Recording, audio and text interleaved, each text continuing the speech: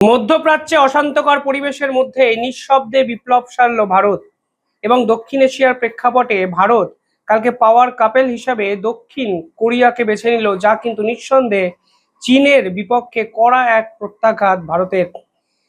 চীন এই দক্ষিণ এশিয়ায় ইন্দো প্যাসিফিকে নিজেদের কন্ট্রোল এবং ডমিনেন্সকে বজায় রাখার জন্য অ্যাগ্রেসিভলি একাধিক গুরুত্বপূর্ণ স্টেপ কিন্তু নিতে শুরু করেছে। আর এই প্রেক্ষাপটে দাঁড়িয়ে ভারত কাকে বেছে নেয় সঙ্গী হিসাবে তা জানার জন্য কিন্তু অধীর আগ্রহে গোটা বিশ্বের তাবড় তাবড় দেশ অপেক্ষা করছিল। এবং কালকে ভারত দক্ষিণ কোরিয়ার সঙ্গে এক ট্রেড এগ্রিমেন্ট আপগ্রেড করেছে, যা একটা জিনিস প্রমাণ করে দিচ্ছে ভারত কিন্তু এখানে কাউন্টার অ্যাটাকে চলে গেল, অন্তত দক্ষিণ এশিয়ার রাজনৈতিক প্রেক্ষাপটে। কালকে সাউথ কোরিয়ার প্রেসিডেন্ট ভারতবর্ষে এসেছিলেন এবং তিনি ভারতবর্ষের সঙ্গে ভারতের সঙ্গে যে এক্সিস্টিং চুক্তি ছিল সেটাকে আপগ্রেড করার কথা বলেন এবং দুই দেশ সিদ্ধান্ত নিয়েছে আগামী 5 বছরের মধ্যে ব্যবসা বাণিজ্যের পরিমাণ ডবল করবেন, অর্থাৎ টার্গেট হিসাবে $50 বিলিয়ন। এটা কিন্তু দুই দেশ নিজেদের মধ্যে নির্ধারণ করেছেন। দেখুন, 2000 সালে ভারতের সঙ্গে সাউথ কোরিয়ার ইকোনমিক এঙ্গেজমেন্ট প্রথমবারের জন্য ইনক্রিজড হয়। 2010 সালে ভারত এবং সাউথ কোরিয়ার মধ্যে সিপা চুক্তি সই হয়। সিপা মানে হলো কম্প্রিহেন্সিভ ইকোনমিক পার্টনারশিপ, এবং 2015 সালে সেই পার্টনারশিপ স্ট্র্যাটেজিক পার্টনারশিপে কিন্তু বদলে যায় এবং 2026-এ এসে আজকে ভারত চাইছে সিপা 2.0, অর্থাৎ একটি আপগ্রেডেড ভার্সানে সাউথ কোরিয়ার সঙ্গে বিভিন্ন কাজকর্ম করতে। যখন 2015 সালে সিপা অর্থাৎ প্রাথমিক যে ট্রেড এগ্রিমেন্ট সাইন হয়েছিল, তখন কিন্তু গোটা বিশ্বে অনেক কিছুই নতুন ছিল না। যেমন ধরুন এআই, সে সময় আর মানে এই এআই এর কোনো ভ্যালু ছিল না। ডিজিটাল ইকোনমিক্যাল যে পেমেন্ট গেটওয়ে সিস্টেম, তার অস্তিত্ব ছিল না। এবং বহু ক্ষেত্রে এখন এআই এবং ডিজিটাল ইকোনমিক্যাল যে পেমেন্ট গেটওয়ে সিস্টেম তা অত্যন্ত গুরুত্বপূর্ণ বিষয় হয়ে উঠছে। ফলে সময়ের সঙ্গে সঙ্গে এই চুক্তিও বদলানো প্রয়োজন, তা ভারত এবং দক্ষিণ কোরিয়া দুপক্ষই বুঝতে পেরেছে এবং সিপা 2.0 এটাতে কিন্তু দুই পক্ষ একসঙ্গে কাজ করবে, তা কিন্তু প্রমাণ হয়ে যাচ্ছে। প্রাথমিকভাবে একাধিক বিষয়ে ট্যারিফকে কাট করা হবে, গ্রিন টেকনোলজিকে গুরুত্ব দেওয়া হয়েছে, এআই টেকনোলজিকে অনেক বেশি ইউজ করা হবে, তা দুই রাষ্ট্র ঠিক করেছে এবং একাধিক এমন বিষয়ে দুই রাষ্ট্র চুক্তিবদ্ধ হয়েছে যা নিঃসন্দেহে দক্ষিণ এশিয়ার পাওয়ার পলিটিক্সকে সম্পূর্ণ বদলে দিতে পারে। এবং 2030-এর মধ্যে এই চুক্তির পরিমাণ গিয়ে দাঁড়াবে $50 বিলিয়ন। বর্তমানে এই চুক্তির পরিমাণ কিন্তু $27 বিলিয়ন আটকে আছে। এই $27 বিলিয়ন মধ্যে ভারত কিন্তু ইম্পোর্ট করে সাউথ কোরিয়ার থেকে $21 বিলিয়ন সামগ্রী এবং ভারত এক্সপোর্ট করে মাত্র $6 বিলিয়ন সামগ্রী। অর্থাৎ এখানে কিন্তু ভারতের হয়ে ট্রেড ডেফিসিট $15 বিলিয়ন গেছে। ফলে ভারতও কিন্তু চাইছে তাদের এক্সপোর্ট অনেক বেশি সাউথ কোরিয়াতে বাড়াতে। যদি তথ্য দেখেন তাহলে দেখবেন ভারত এই মুহূর্তে এক্সপোর্ট করে বিভিন্ন পেট্রোলিয়ামজাত প্রোডাক্ট, বিভিন্ন মেরিন গুডস, বিভিন্ন কেমিক্যালস, আয়রন এবং স্টিল। কিন্তু সাউথ কোরিয়া থেকে আমরা ইলেকট্রনিক্স এবং অটোমোবাইল সেক্টরে একাধিক জিনিস কিন্তু কিনি। মেশিনারি এবং শিপমেন্ট, একাধিক ইঞ্জিন আমরা ধারাবাহিকভাবে সাউথ কোরিয়া থেকে নিয়ে আসি। ফলে এই ইম্পোর্ট এবং এক্সপোর্ট দুই রাষ্ট্র কিভাবে আগামী 5 বছর আরো বেশিভাবে করতে পারে সেই দিকে কিন্তু নজর রাখতে হবে।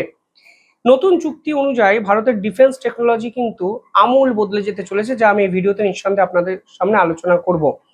প্রাথমিকভাবে সেমিকন্ডাক্টর ওরিয়েন্টেড একটা প্রভাব ভারতের ইকোনমিক্যাল সেক্টরে কিন্তু পড়বে। সেমিকন্ডাক্টরে কিন্তু সাউথ কোরিয়ার মতো রাষ্ট্র গোটা বিশ্বে প্রথম 3-এ থাকে। ফলে সেমিকন্ডাক্টর যা স্মার্টফোন তৈরিতে ব্যবহার হয়, ডিফেন্স সিস্টেমে বিভিন্ন ক্ষেত্রে কাজে লাগে, এআই টুলের বিভিন্ন মডিফিকেশনে কাজে লাগে, এমনকি অটোমোবাইল সেক্টরে অত্যন্ত গুরুত্বপূর্ণ উপাদান হয়ে উঠেছে সেই সেমিকন্ডাক্টর ওরিয়েন্টেড একাধিক ডিল ভারত এবং সাউথ কোরিয়া একত্রে করবে, তা কিন্তু কালকে ঘোষণা করা হয়েছে। পাশাপাশি আর্টিফিশিয়াল ইন্টেলিজেন্সকে অনেক বেশি প্রয়োগ করা হবে এবং ডিজিটাল টেক ট্রান্সফার দুই রাষ্ট্র একে অপরের সঙ্গে করবে, যা কিন্তু এক নতুন দিক উন্মোচন করে দেবে দুই রাষ্ট্রের কাছেই। পাশাপাশি এই মুহূর্তে ভারতের এই চুক্তি মানে ভারত কিন্তু তাদের সাপ্লাই চেনটাকেও ডাইভার্সিফিকেশন করলো। মানে কোভিডের সময় আমরা দেখেছি যখন চীনের সঙ্গে আমাদের কেনাকাটা বন্ধ হয়ে গেল, ব্যবসা বাণিজ্য বন্ধ হয়ে গেল, তখন কিন্তু আমরা মারাত্মকভাবে সমস্যায় পড়লাম। ফলে চীনের বিকল্প হিসাবে সাউথ কোরিয়ায় যথাযথ একটা দেশ তা ভারত বুঝতে পেরেছে এবং ভারত বুঝতে পেরেছে বলেই অ্যাগ্রেসিভলি এই সিপা 2.0 সই করতে কিন্তু সম্মত হয়েছে এবং জিওপলিটিক্যালি ভারত দক্ষিণ এশিয়ায় তাদের প্রভাব আগের থেকে অনেক বৃদ্ধি করতে পারলো এই চুক্তির ফলে, তা কিন্তু পরিষ্কার হয়ে গেল। এবার ডিফেন্স ওরিয়েন্টেড ক্ষেত্রেও এই চুক্তি কিন্তু গেম চেঞ্জার হতে পারে। কেন গেম চেঞ্জার বলছি?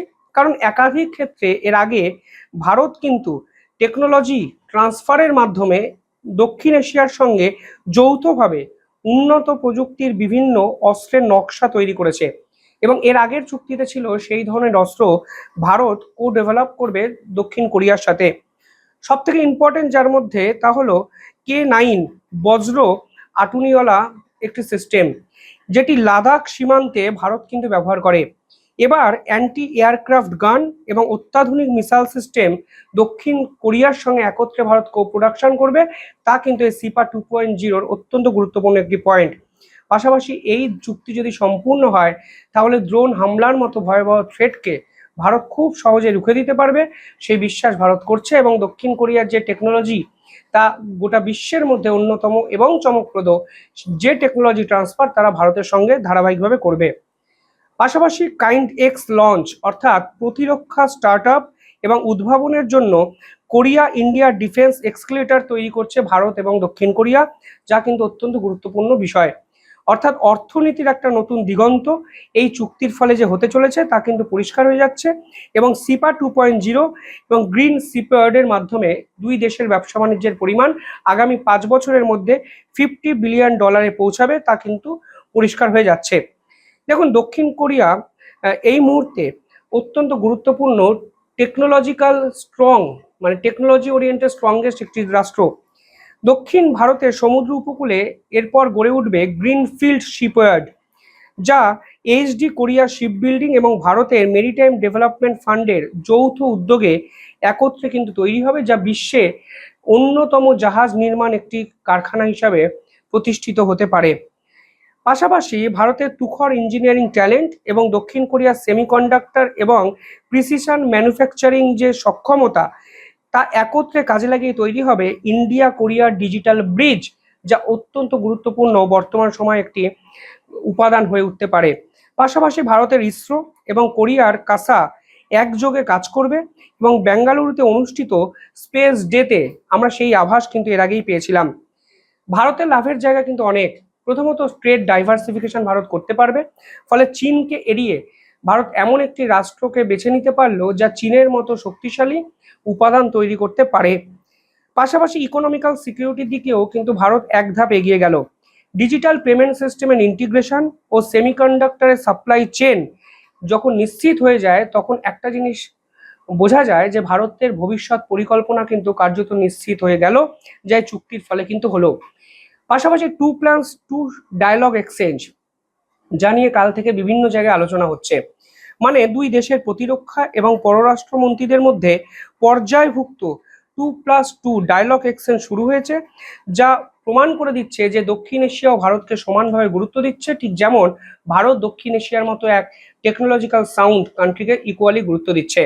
অর্থাৎ মধ্যপ্রাচ্যে যখন যুদ্ধবিধ্বস্ত পরিস্থিতি গোটা বিশ্বের বিভিন্ন সমস্যার তৈরি করেছে এবং গোটা বিশ্বকে তোলপাড় করে রেখেছে, ঠিক তখন নিঃশব্দে টেকনোলজির দিক থেকে বিপ্লব কিন্তু এখানে ঘটালো ভারত। এবং এই চুক্তি শুধুমাত্র ভারতের ভবিষ্যৎকে যে বদলে দেবে তা নয়, দক্ষিণ এশিয়ার পাওয়ার শিফট তাও কিন্তু ত্বরান্বিত করবে, তা কিন্তু স্পষ্ট হয়ে যাচ্ছে কালকের এই চুক্তির ফলে। আপনারা কিভাবে দেখছেন পুরো বিষয়টি কমেন্টে জানাবেন। দেখতে থাকুন দ্য ইন্ডিপেন্ডেন্ট নেটওয়ার্ক। ধন্যবাদ।